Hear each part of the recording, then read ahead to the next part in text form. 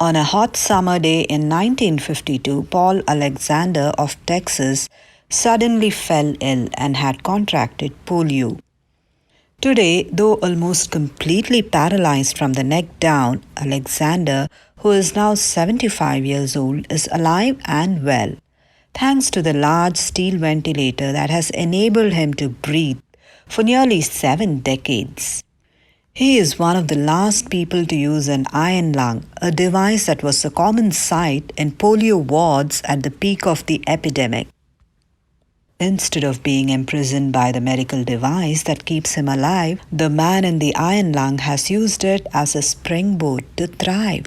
He attended classes in a wheelchair for the brief moments when he could escape the iron lung and graduated with honors, and actually worked as a lawyer.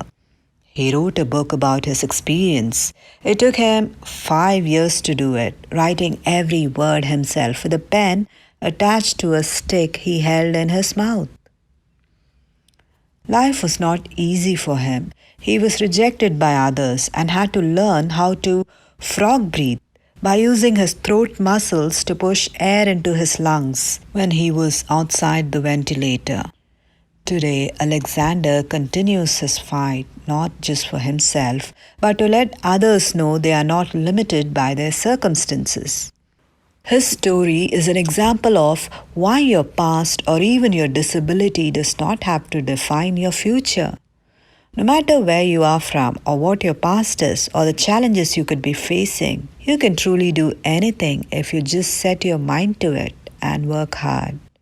Even though the level of hardship and despair you're facing right now may hit the rooftop, before you give up, remember Paul Alexander, who still lives happily, full of smiles and gratitude.